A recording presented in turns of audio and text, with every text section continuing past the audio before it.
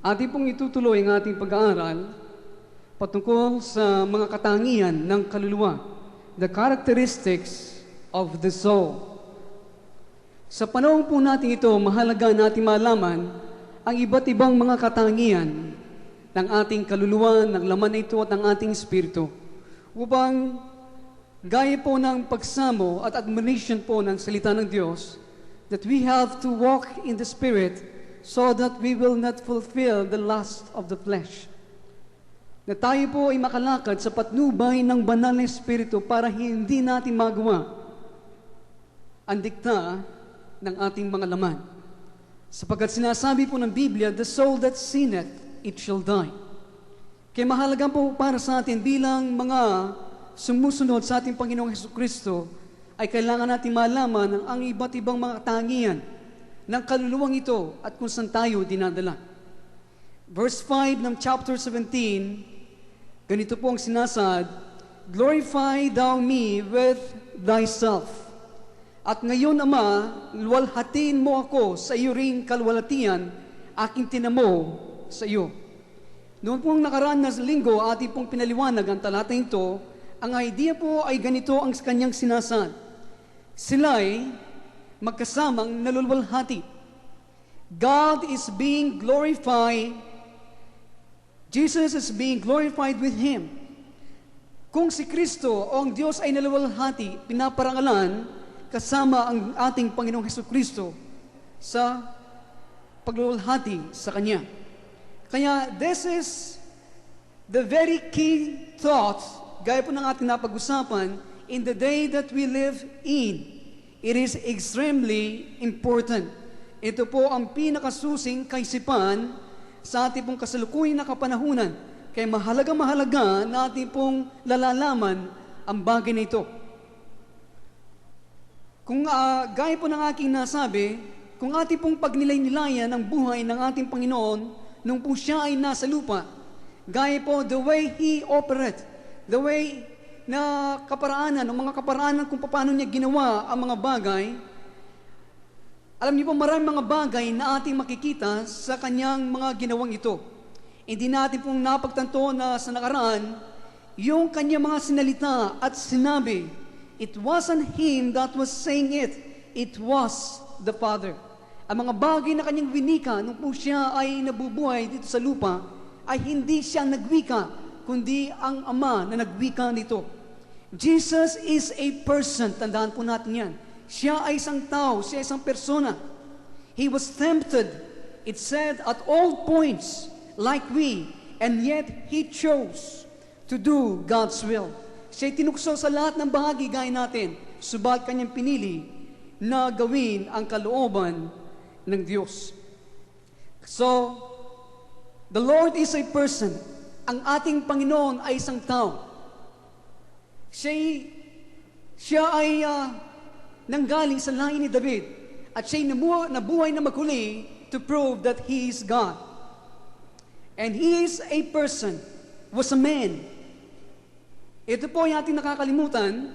Ito minsan, dahil po na He set aside His own feelings.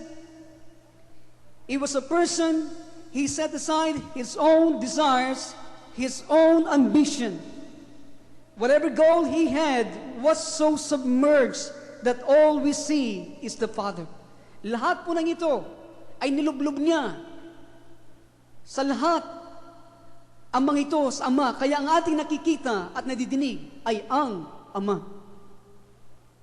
Kaya, and when the Father was glorified, then Jesus was glorified because He was glorified along with the Father. He was a person. Subalit po sa bawat punto ng kanyang desisyon, He chose to be glorified alongside with God. Father, kaya kanya itong laging dinadalangin, this is where you are acting at this point. Dito ka ba kumikilos, Panginoon, sa puntong ito? Well, kaya kahit sinabi niya, show me and I will act at this point. Ipakita mo sa akin at dito rin ako kikilos sa bahagi ito. Whatever you are doing, that's what I want to do, Father. Ano man ang iyong ginagawa, Ama, iyon ang gusto kong gawin. Kaya mga kaibigan at mga magulang, gaya po na sinasabi ng kanyang mga salita, ang Biblia, as He is, so are we in this world. Kung paano siya namuhay sa sanglibutan ito, dapat rin ganitong kaparaanan na tayo ay ating ipamuhay ang ating buhay dito sa lupa. Kaya siya ang ating halimbawa. Siya ang ating halimbawa. Not to imitate His behavior. Ito po'y mahalaga. Hindi para tularan, gayahin ang kanyang mga kaasalan, ang kanyang mga gawi at kilos. Hindi po yun. But to imitate His ways of operating. Kung paano niya ginawa ang mga bagay, iyon ang ating tularan. Hindi po naunawaan yun? Di para gayahin ang kanyang mga kaasalan o gawi, kundi ang ating tularan kung paano niya ginawa ang mga bagay. Not to imitate His behavior because that is impossible in our Adamic nature. Imposible po para sa ating lumang likas na ito. Posible na magayin natin siya, but all it create is pride. Ang tanging malilikha sa atin ay kapalaluan. Subalit dapat natin tularan ay yung kaparaanan, the way, the manner, His modus operandum, the way in which He operates. Yun po ang dapat nating gayahin sa Kanya. Kaya, sa aklat po ni Watchman Nee ay ating napag-usapan, kaya mga bagay pong ito ay ang ating goal. This is our goal. Ang mga bagay na kanyang ginawa at mga kaparaan na kanyang ginawa ito, this is our goal. Not to imitate His behavior. Yan po sana'y mahalaga na at atin nang nalaman ang bagay na ito. Okay? Kasi po, gaya ng aking nasabi, nung nakaroon po tayo ng praise and worship, ang Diablo, kung hindi kanya mapigilan na gawin ang isang bagay, gaya po na fasting, ang kanyang gagawin ay pasosobrahan kanya. Ang mangyayari ay lalabis. Magiging extremes ka.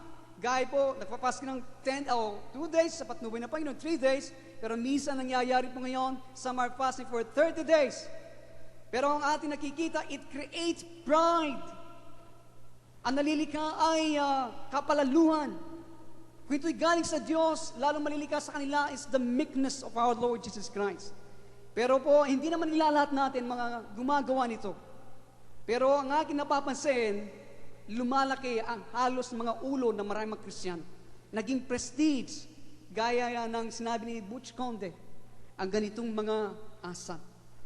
Kaya, sa ating pong pinag-aralan, ating po nabanggit si Watchman Nee, ang kanyang aklat, na ang title po ng kanyang aklat, The Latent Power of the Soul, ang natatagong kapangyarihan ng kaluluwa. Ang ating po pinag-uusapan ay patungkol sa kaluluwa ng tao. At si Watchman Nee po ay mayroong mga bagay na ipinagkaloob ng Diyos sa kanya na ating makikita na magiging pakipakinabang habang tayo lumalakad at sumusunod sa Panginoon. Sa kanyang aklat ng aking binanggit, The Latent Power of the Soul, kanya pinaliwanag dito na ang tayo po ay binubuo ng katawan, alam po natin, ng kaluluwa at espiritu. At kanya rin binanggit, pinag-usapang iba't ibang mga katangian ng bawat bahagi ng tao. Kaya, gaya po ng aking nasabi, kapag nakuha natin ang mga ilang aklat na ito, ipaserox ninyo para kayo ay makakatulong po ng malaki sa bawat sa atin. Kanya po sinita sa Hebrews 4:12, sa aklat niyang ito, the Word of God divides the spirit and the soul. Ang salita ng Diyos ay matalas hanggang sa paghiwalay niya ang kaluluwa at espiritu. Watchman Nee points out, kanya pong itinuro sa atin dito, nung tayo po ay likhain ng Diyos, nung pasimula, He breathed unto us and we become a living soul. Kaya, yung pong bahagi natin, ang ating kaluluwa, sa pamagitan po ng kaluluwang ito, we enjoy the things of the world. But also, we have the Spirit in us that we are able to worship God. Kaya sa pamagitan ng Espiritu, ating mautusan ang ating kaluluwa how to behave, kung paano ito kumilos. Subal kanya rin pong diniin, this Adam soul na nasa atin, itong Adam soul, itong likas natin, ay meron tong tremendous potential. Ito pong ating pag-uusapan. Meron po siyang malaking kakayahan. Hindi lang po sa normal at natural na paggamit ng ating kaluluwa sa laman na ito, kundi po merong mga bagay na ang kaluluwang ito may kakayahan siya na tinatawag natin the latent power, yung natatagong kapangyarihan. Ang natatagong kapangyarihan ng ating kaluluwa ay meron din itong mga supernatural na aspekto. At kanya pong sinabi, gaya ng ating napag-aralan, for the sake po ng ating mga kapatid sa ating nakasama sa oras na ito po'y parang review lamang sa ating pinag-aralan. Itong kaluluwang ito, meron po siyang natatago pa rin kapangyarihan na sinabi niya nagkaroon ng revival nito ay nagpasimula nung po si Mesmer sa Europa ay kanya pong dinevelop ang idea ng hypnotism. Hypnotism. At ito po ang pasimula ng tao ay kanyang maabot ang kanyang kaluluwa. At nung lumabas itong latent power nito, itong natatawag kapangyarihan, at mula po sa latent power, lumabas yung positive thinking. Positibong pag-iisip. Huwag ka mag-isip na anumang mga bagay na ganito, etc. Laging positibo. At mula po sa positive thinking, lumabas ang iba't ibang demon-assisted success and prosperity efforts. Ang iba't ibang mga pagsisikap na mga ito ay may makademonyong impluensya patungkol po sa matagumpay na buhay at kasaganan. Na ngayon ay pumapasok at nag-explode in the midst of charismatic people. At parang ito ay galing sa Diyos, subalit hindi ito mula sa Diyos.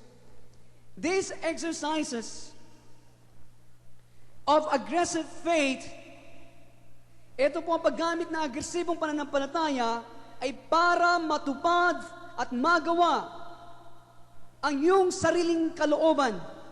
Ito po ang natatagong kapangyarihan ng kaluluwa. Ito ang natatagong kapangyarihan ng kaluluwa. Ang mga bagay ito, yung aggressive faith na ating nadidinig lagi, ang kanyang accomplishment o nice na ma-accomplish ay yung anong magagawa para sa kanyang sariling kalooban. Kaya mga magulang, kung hindi po tayo mag-iingat ngayon sa ating kapanahunan, madali tayong malilang. Tiyak ito po ang sinasabi ng Biblia sa Revelation 13, ang pasong propeta ng Revelation 13, the second beast, sinasabi po sa Revelation 13, the second beast that comes out of the earth, ang pangalawang halimaw na lumabas sa sanglibutan. At alam niyo po, ano yung pangalawang halimaw na yan? That is out from the soul of man. Mula sa kaluluwa ng tao, ito po, hanggang siya po ay makarating sa isang kalagayan na magkaroon siya ng kakayahan na tumawag ng apoy mula sa langit at bumaksak dito sa lupa. Ito pong kakayahan na magagawa ng palsong propeta sa panahon na darating. Tiyak kapag nakita ito ng maraming mga charismatic people, papawisan ng kanilang mga paa. Nandito ang himala, sigaw nila, at ang mga sinisigaw ng mga tao ay Jesus. Alam po ninyo, the soul can counterfeit the religious. The soul, ang kaluluwa ng tao, ay kaya niyang maghuwad, i-fake ang isang relihiyoso. At alam po ninyo, mahirap para sa ating lahat na masabi kung kailan tayo kumikilos mula sa ating kaluluwa o mula sa ating espiritu. You can get very far in the charismatic and Pentecostal ranks without anyone knowing the difference, not able to perceive the difference. Kaya, alam po ninyo, hindi natin namamalayan ang ating ginagawa. Ito ay sa pamagitan ng ating mga kaluluwa. Ilan po mga tao ay meron po silang napakalakas na kaluluwa. Napakabihasa po nila. They are very masterful. They are able. At kung po sila magpapasok sa mga reliyon na gawain, sila po ay magiging persuasive. Marami po sila maikayat at accomplish matagumpay. At hindi nila napapagtanto, sila po ay kumikilos mula sa kanilang kaluluwa. Ngayon po, atin ang pagpapatuloy ang ating pinag-aralan. Okay? Nandiyan ba kayo?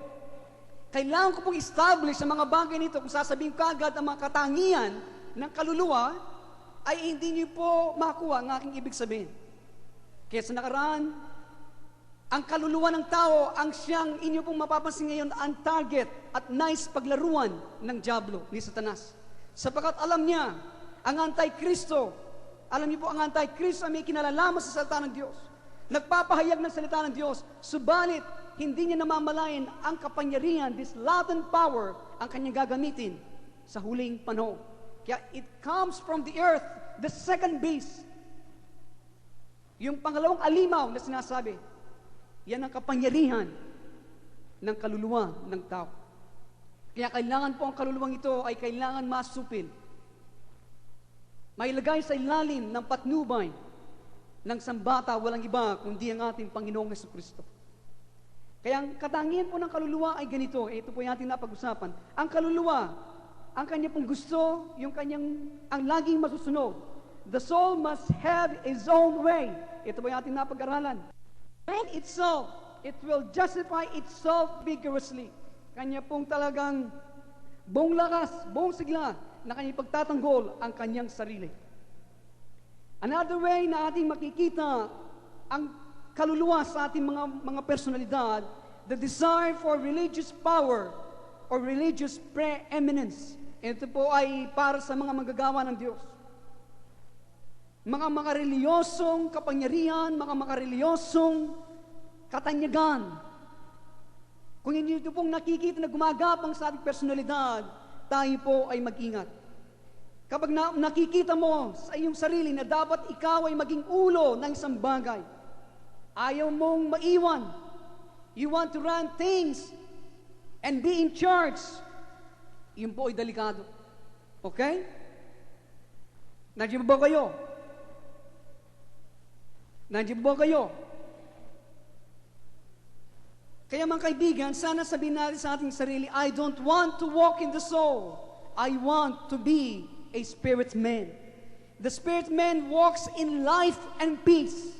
Ang isang tao na lumalakad sa espiritu ay lumalakad sa buhay at kapayapaan. At sana po masabi natin, katulad ni Pablo, I'm free from all men. Ako'y malaya sa lahat ng tao. At tayo po ay magiging malaya sa lahat ng tao, sa kanilang sinasabi, sa kanilang nais gawin.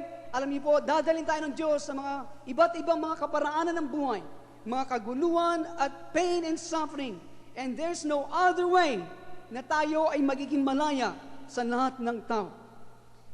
Kaya, alam niyo po mga kaibigan, ang ating dalangin, kapag mayroong mga bagay na ginawa mga tao sa atin, ang nagiging tendency po natin, ang maaaring magawa sa atin, nakakaroon po ng apoy sa ating puso. Nais natin gumante. Alam po niyo, dalangin natin, Lord, ito po lagi kong dalangin, alisin niyo yung mga bagay, o kaya sana Panginoon makita mo sa aking puso, ay yung makita at makikita sa iyong puso. Amen? Ayaw natin yung mga bagay na wala sa puso ng Diyos na nasa atin. Gusto ko yung mga bagay na makikita sa puso ng Diyos ang makikita sa aking puso. Amen? Sana ito po ang ating mga dalangin. Sapagkat kung meron mga bagay na sa ating puso na hindi mo masusumpungan sa puso ng Diyos, ang mga bagay na yan ang siyang, alam niyo po, ang ating matatawag na magiging bunga nito, ang yo-yo effect. Kaya this is another manifestation of the soul. Nagiging up and down ka, up and down, gaya ng yo-yo. Kung mayroong mga bagay sa iyong puso na wala sa puso ng Diyos. Nandiyan ba kayo? Kaya mga magulang at mga kaibigan, ang Diyos ngayon, lahat ng mga bagay, lahat ng mga nais niya, na ating kailangan upang tayo makalakad na makatagumpay ay kanyang pinapahayag sa atin. Kaya, gaya po ng ating, dito po tayo tumigil noong nakaraan, si Watchman Nee, in his book, kanya po pinag-usapan na mabuti about the minister Sinasabi po niya, as long as the meeting is up, kung daw ang sanggawain ay mataas, lahat ay pumapalakpak, ang kanilang mga kamay, everybody's happy, they are anointed to preach. Sila po talaga na ay pinahirang na langis na lahat ng apoy ay nandoon para kanilang ibos ang lahat ng kanilang sigla at lakas sa pangangaral. But when they go out to the village or something, they are handful of farmers, meron po konting mga magsasaka, and they are all singing off key. He said, away, ahead, and some will stop while the others catching up. Yun po dapat mga ngaral, sabi niya, one of his brothers said, what is going on? Anong yan nangyayari? I cannot preach. Hindi ako makapangaral sa ganitong nadidinig ko. Alam niyo po, ang ating mga pastor na hindi ganito. Kahit isa, kahit na 2,000 kami tuwing Wednesday, we are anointed to preach. Alam niyo po kapag sinabi namin 2,000, 2 po lang po kami. Kung 10,000, sa 10 kami. Watchman Nee said sa kanyang kasamang ito, na kapwa niyang pastor, what power are you preaching by? Hindi ako makapangaral, sabi niya. At tanong ni Watchman Nee, what power are you preaching by? Ano ba ito kapangyarihan na iyong ipinapangaral? Alam po niyo, meron siyang ding interesadong bagay na kanyang dinin sa kanyang aklat na ito, na baka hindi pa natin po ito nadinig. Kanyang sinabi, listen to this, he said, don't pray to the God in the house. Don't pray to the God in the house. Huwag kayo manalangin sa Diyos na nasa loob ng bahay. Ito ay paliliwanag ko. He said, don't pray at a person.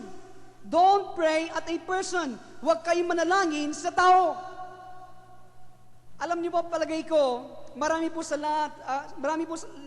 ating lahat ay nakagawa ng ganitong pagkakamali.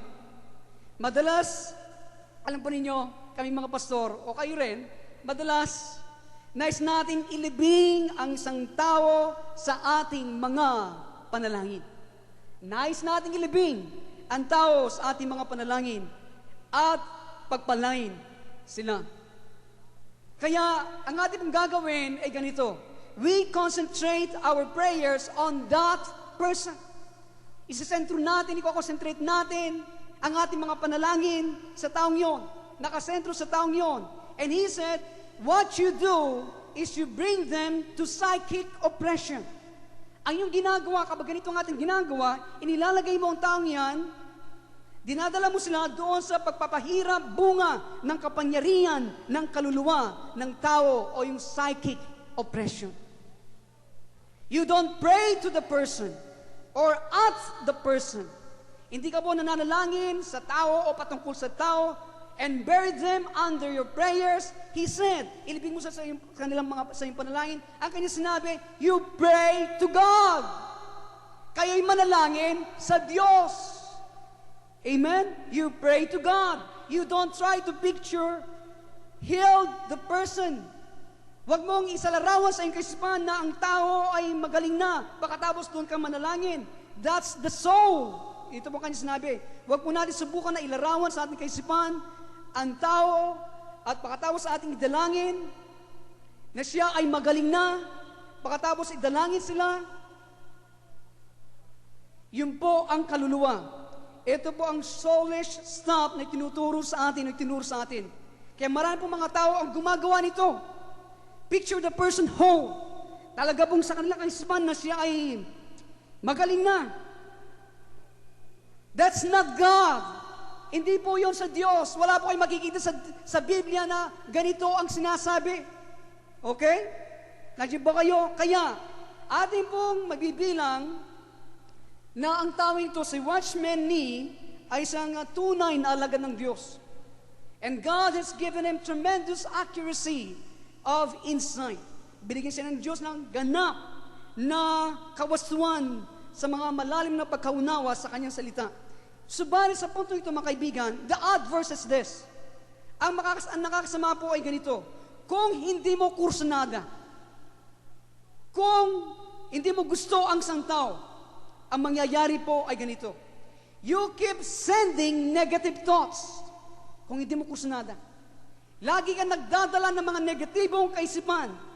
Kaya sabi po ni Watchman Nee, I was sick for years. I was sick for years. Ako ay nakasakit na maraming taon. At iba pa mga bagay na aking naranasan. And it began to dawn on him, sabi niya, people were leveling psychic energy at him. They don't like him, praying at him, that is the soul force. Yun po ang person na kaluluwa. Ako'y nakasakit na maraming taon, sabi niya, iba't ibang mga bagay na kanyang naranasan. At kanyang napagtanto, ang mga tao ay nagsusugo ng pwersa na kaisipan sa kanya, ang pwersa ng kaluluwa. Kaya nung po kanyang kilalanin na ang bagay nito ay pwersa ng kaluluwa, siya po ay nagpasimulang tumayo laban sa bagay nito. And he asked God to lift it. Hiningi niya sa Diyos na alisin niya ang bagay nito. And God left it. Siya ay pinagaling na Panginoon and he was healed. Kaya sa akin pong palagay, madalas ang mga bagay na ating nararanasan, mga mahirap na makanasan, dahil po minsan we antagonize people. Minsan po tayo ay sumasalungat sa kanila, siguro ayaw natin sa kanila, kaya ang nice nila, sila po ay gustong makagawa ng isang bilang sa atin, o maisahan tayo sa ganitong kaparaanan. Hindi po naunawa ng aking sinasabi? Nandiyan po kayo. Kaya kailangan po tayo mag-ingat dahil hindi mo, alam po ninyo, hindi mo po na namamalayan na kagagawa ka ng mga kaaway. Ingat. Hindi mo namamalayan na kakagawa ka ng kaaway. We make people upset. Nababahala natin ang mga tao. So we have to be careful. Kaya po sa ating mga panalangin minsan, alam niyo po ang aking nadadalangin, nung aking maunawa ng mga bagay nito, aking nagiging dalangin ganito po, Lord, turn it around and send them back on them. Panginoon, paikutin mo muli at ibalik mo sa kanila. Alam niyo po, hindi po intensyon o gusto na manakit o masaktan sila. Alam po, that is not very Christian, hindi po ba? Hindi po ito gaano maka-Kristiyano. Ganyan po man, pero alam niyo po, I don't want suffering psychic powers. Ayaw pong naghihirap sa pamagitan ng mga kapangyarihan ng kaluluwa. Ito po ang natatagong bagay na nasa loob nating lahat. Amen? Kaya siguro panay akong masakit. Kasi po alam niyo po mga tapes natin, hindi lang kayo nakikinig, ibang mga tao rin nakikinig sa pamagitan ng tapes. Alam po ninyo, they are going to increase. Ang mga bagay nito, the latent power of the soul, ito po ay lalago ng lalago. Ang ibig po sabihin, dadami ang gagamit ng persang ito sa hinarap dahil po ang mga tao, hindi po nila alam ang pagkakaiba. Kaya, kanila pong nadadama, ito po, kung ating ibubunton, itatambak ang mga sapat na panalangin sa isang tiyak na direksyon. Alam po ninyo, ito pong ginagawa ng marami ngayon. Kung kanilang itatambak ang sapat na panalangin sa isang tiyak na direksyon, alam po ninyo, you don't pile up prayers in a certain direction. Hindi po tama yon. Ito po ang kaparaanan na kanilang ginawa sa India. Ito pong ginagawa ng ibang maraming mga Kristiyano, they pile up prayers in a certain direction. Hindi po tayo nagpa-pile up prayers in a certain direction. Ito po ang kanilang ginawa sa India. Ito ang ginawa nila sa India. Ang ginagawa sa mga Mohammedan religion at ibang lugar, they pile up prayers, kanila pong itinatambak ang kanilang mga panalangin. Sila po ay kukuha ng libo-libong mga tao. At sila po ay magtitipon at kanilang i-focus. Sabi po ni Watchman Nee, kanya pong kinwento kung paano po ang Turkey, isang bansa, ang Turkey ay naging malaya mula sa mga Western influence. Ito po kanya kinwento. Libo-libong mga tao, sila po ay nagkaisa sa Turkey. Projected ang kanilang mga kaluluwa, ang pwersa ng kanilang kaluluwa laban sa Western influence in Turkey. Pinroject po nila ang kanilang kaluluwa laban sa Western influence sa Turkey. Sabi po ni Watchman Nee, all the Western nation can stand against them. Lahat ng mga Western nation ito, wala makatayo laban sa kanila. They were just driven out of Turkey. Paano po ito nangyayari? Dahil po the Latin power ang natatagong kapangyarihan ng kaluluwa. Kaya kanya pong sinabi, Satan's objective in this is to get into people to cause them to use this power. Ito pong nilalay ni Satanas, na siya'y makapasok sa bawat tao, maging Kristiyano o hindi, na para gamitin ang natatagong kapangyarihan ng kanilang kaluluwa. Lahat ng nakaunaw ay magsabi ng amen. Amen? Kaya, wala po nagsasabi ng amen, ako na lang mag-amen. Dahil po maraming mga Kristiyano ang hindi po nakakaunawa, naintindihan ang bagay nito, na hindi po sila nasanay sa pagpasan ng kanilang krus. Sila'y nagiging biktima ng bagay nito. Ang karagdagan po nito pwede pong i-counterfeit at gamitin sa loob ng iglesia ang mga bagay nito. Amen? Sa loob ng iglesia, pwede i-counterfeit ito. Jesus was free, of course, from all of this. He is free, malaya ang ating Panginoon. Maliwanag po, wala sa Kanya ang mga bagay nito. There wasn't evil in Him. It simply wasn't there. Wala po ang kasamaan sa Kanya. Subat ito ay nasa loob nating lahat. Nasa loob nating lahat. At pwede natin itong gamitin ang kapangyarihan ito kung ating gugustuhin. And so it can be used to make a way for yourself in the church and also in the secular realm. Pwede natin itong gamitin para ating magawa yung sarili nating kaparaanan sa loob ng iglesia at sa ating kapaligiran. Napakaraming mga Kristiyano at maraming mga tao sa kasalukuyan ay namumuhay sa dikta ng kanilang kaluluwa at hindi po nila namamalayan sa iba't ibang larangan ng buhay. Kaya, alam po niyo, we got some growing to do. Mayroong mga bagay na dapat natin gawin. Kailangan tayong lumago. Kaya ang aking pong payo, let me start with a couple of practical things. Ayaw po niya na magpasimula tayo sa ilang mga bagay. Ngayon alam natin ang kapangyarihan ng kaluluwang ito. Kaya para huwag tayong malilang, meron pong mga bagay na dapat nating gawin. Kayo at ako ay malilinlang. Kayo at ako ay malilinlang. Maliban na madala po tayo ng Diyos palabas sa ating kaluluwang ito tungo sa ating espiritu sa inaharap. Tayo ay malilinlang hanggang ang Diyos mismo ay malalabas niya tayo sa dikta ng ating kaluluwa tungo sa ating espiritu. Kaya mahalaga, abang ang Diyos ay dinadala tayo sa pagbabago. Abang dinadala tayo ng Diyos sa pagbabago, abang ang Diyos dinadala tayo sa mga pagtitiis. Sa ating mga buhay, sa pamagitan po ng mga anuman o saan man itong magmula, alam po natin, ito lang po ang tanging kaparaanan na tayo po ay madala mula sa kaluluwa tungo sa ating espiritu. Habang ang Diyos ay kumikilos sa atin. Kung merong tumama sa iyo, gaya po ng ating napag-aralan sa nakaraan, kung ang Diyos ay nagsugo ng putakti, hornets sa ating buhay,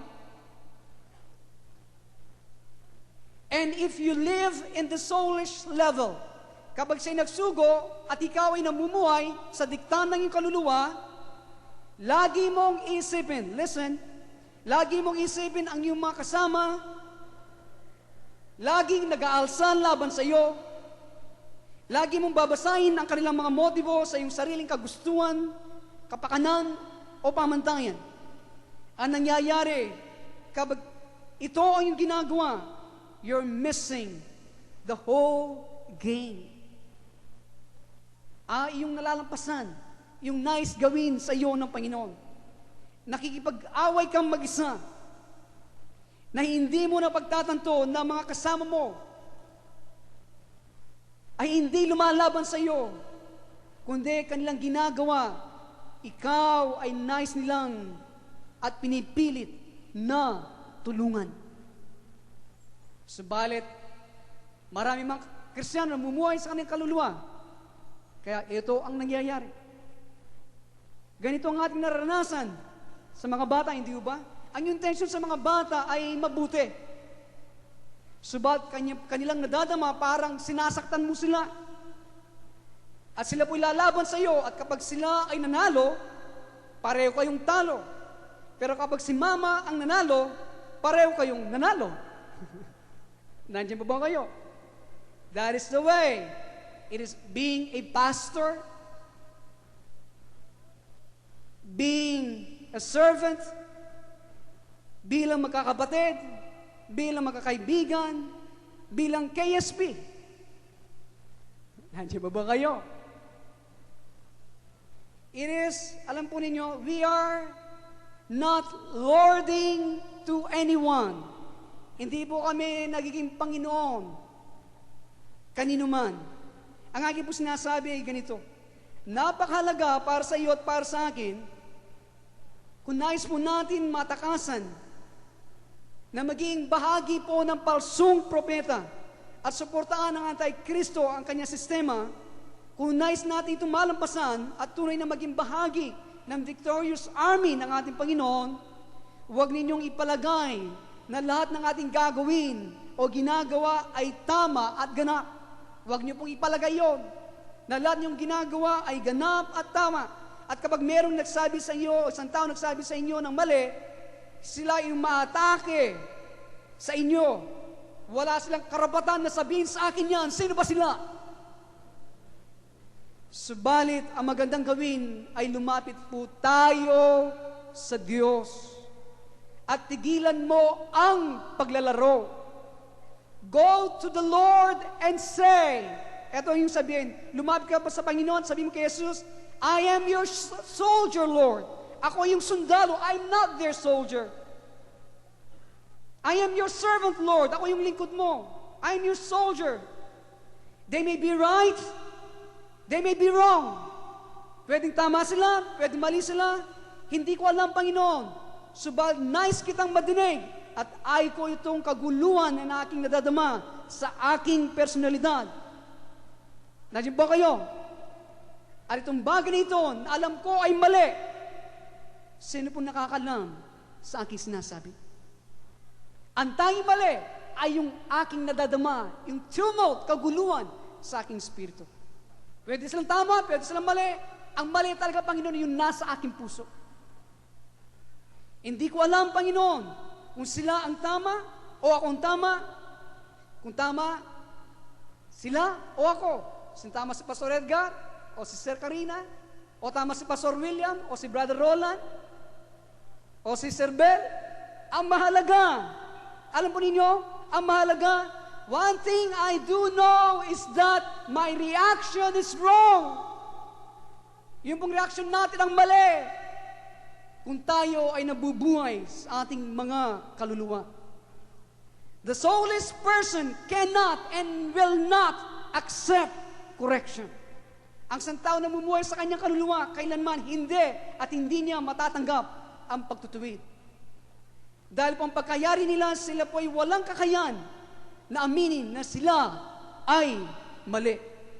Kaya when you see this tendency in yourself, kapag po ating nakikita mga bagay nito na maaring maganap sa iyong sarili, ang aking pong dalangin, tayo ay makarating sa isang lugar na ating masabi sa iba, thank you, brother, sister, for correcting me.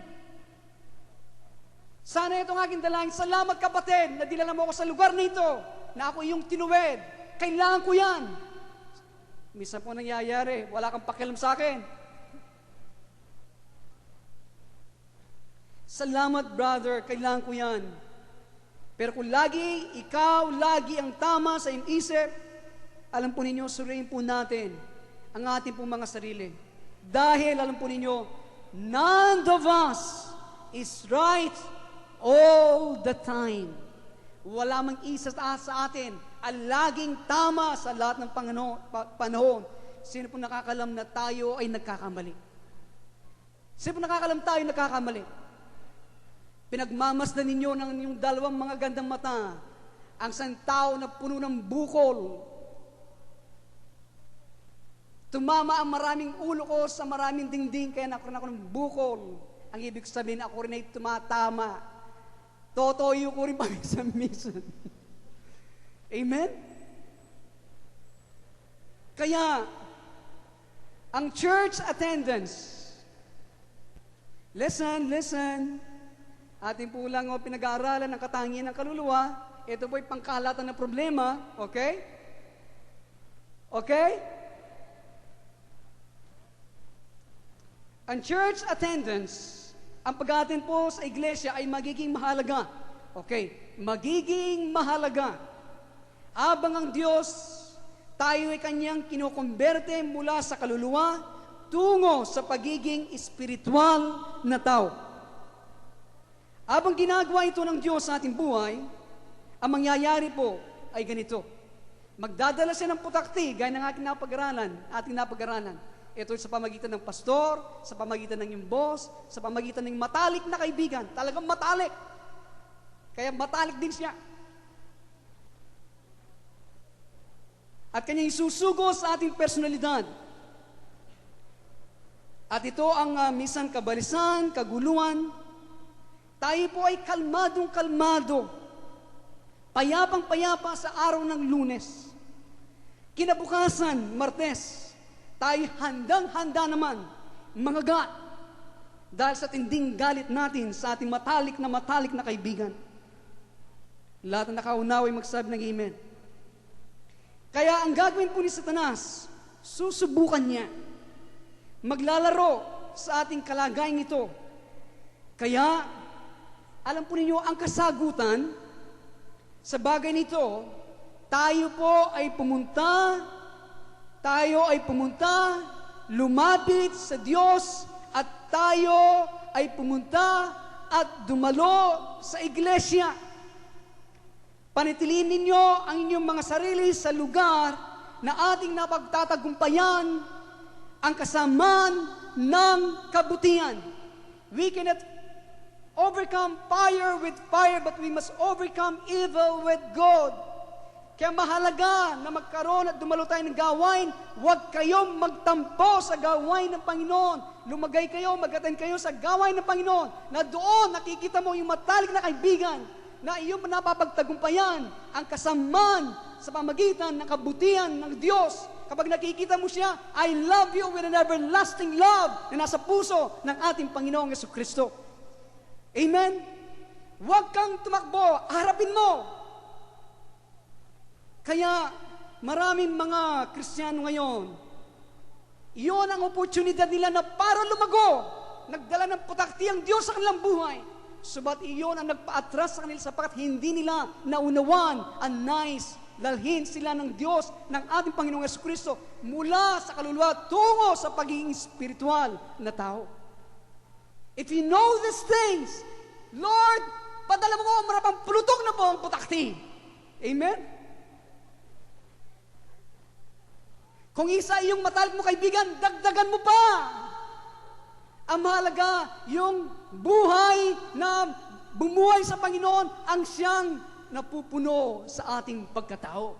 Yun po ang kaligtasan eh. Ang kaligtasan ay hindi lang yung nagpahay ka ng pananampalataya kay Kristo. Ang kaligtasan, lahat ng yung personalidad, lahat ng iyong pagkatao, mga asal mo at ugali mo ay napupuno ng walang hanggang presensya ng Panginoon. At kung ikaw ay napuno ng walang hanggang presensya ng Panginoon, yun ang aking masasabi na ganap ka na naligtas sa biyaya at kapangyarihan ng Diyos.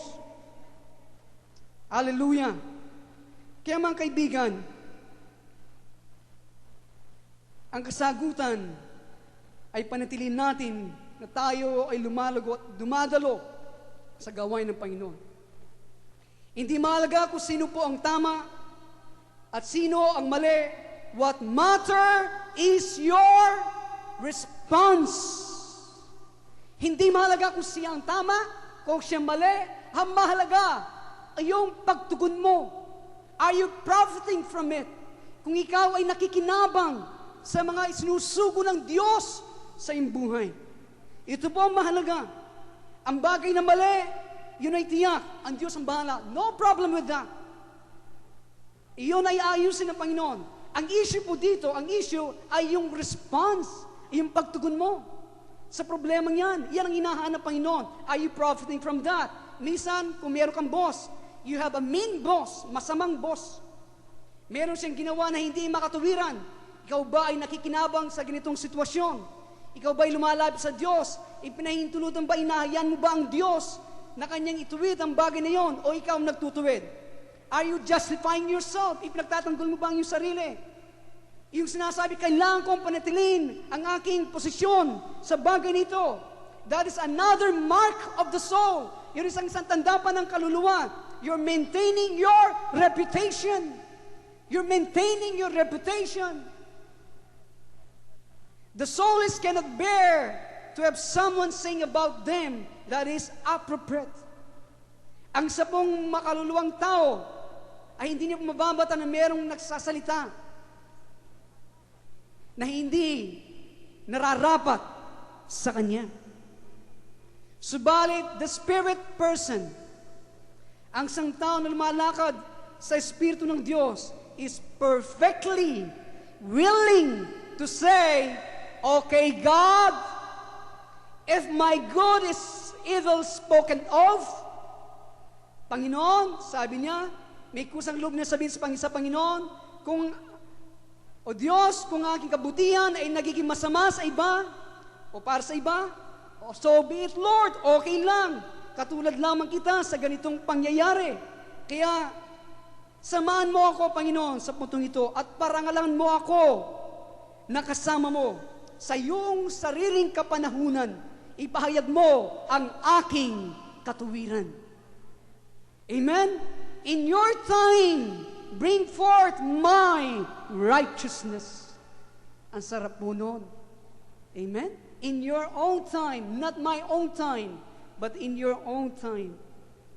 Alam po ninyo, the soulish man cannot do that. Ang santa lumalakad sa dikta ng kanyang kaluluwa ay hindi niya magagawa. He has got to defend and make sure that everybody knows that he is or she did nothing wrong. When you see that tendency in yourself, give yourself a test. Or just check yourself. Kaya mga kaibigan, ito po ang gagawin ng isang tao na lumalaki sa dikta ng kanyang kaluluwa. Kailangang malam ng lahat na hindi akong gumawa nito, na walang mali sa akin. Kailangang malam ng lahat. Ito po. Ako po, Miley. At di ko pabukin. Alam niyo po, kung hindi po mapapansin, ang target ng salita ng Diyos ay ang mga lingkod ng Diyos. Kapag tinuturo ko kayo, totoo, una sa akin, pastor muna ang tinatarget ko eh. Amen? Sabat sila may tendency na gumawa ng mga bagay nito. So, una si Pastor Edgar. How did you respond? Paano ka po tumugon sa bagay na yon? Kagad mo bang, ito po kasi nangyayari, kapag ito nangyari, how did you respond? Kagad ka bang dinampot mong telepono and you will rally your friends? Isa po kayo, gagawin eh. Dadabutin yung telepono, alam mo ba? Kaibigan kita, hindi ba? Magrarally ka. Nasa pabor mo, laban sa iyong kaaway eh. Si matalik na kaibigan eh. Manalangin tayo. Prayer warrior tayo para sa Kanya. Warrior talaga eh. Makikipagdigma tayo sa Kanya eh. Did you go to Jesus? Lumapit ka ba kay Jesus? At naalala ko po ang isang bagay, kapag meron kang sinabi sa ibang tao, ilan po nakakalam kung ano po sinasabi ng Biblia, say to it that is edifying. Kung meron ko sinabi sa ibang mga tao, sana sabihin natin yung mga bagay na nagpapatibay, sa ikatitibay, nagpapalakas. Build up! Build up! Alam po ninyo ang pagkakaiba po ng pagpapahayag ng balita sa pagpapatibay, yung edifying. Yung pong pagpapahayag po ng balita sa mga tao, meron po tayong spirito na nasa atin na kung meron tayong alam na hindi nila alam, there is an itch, sinasabi. Merong pangangati. Hanggang sabihin natin sa kanila yung ating nalalaman. Meron pong isang pastor, at ang pastor pong ito ay papunta ng India. At kanya pong sinabi, sinadya ko hindi sinabi sa bunso kong anak sapagkat siya ay lubhang mag-aalala, sabi niya. Sasabihin ko sa kanya, sabi niya, sa aking ang aking pagalis sa tamang panahon. Sabi po ng isang pastor na ito. Isang araw po, siya po ay nakaupo yung kanyang bunsong anak na ito sa likuran ng kanilang iglesia at merong isang babae na tumabi sa kanya at tinignan siya at kanya sinabi, "Do you know your dad is going to India?" Alam mo ba ang iyong dad ay papunta ng India? Ang pastor ingat, nagitin sa tamang panahon, walang kaano-ano ang sa babae ito. Do you know that your father is going to India? Bakit kaya? Hindi siya muna huminto at nag-isip, ako ba ang karapat-dapat na tao na magsabi sa batang ito? Ito ba ay makakatulong sa kanya o makakadlang sa kanya? Pwede natin tawagin ito ng chismis. Pwede natin tawagan na namang pangalan na ating gusto. Subalit meron pong isang bagay sa loob natin na kailangan natin sabihin ang ating nalalaman.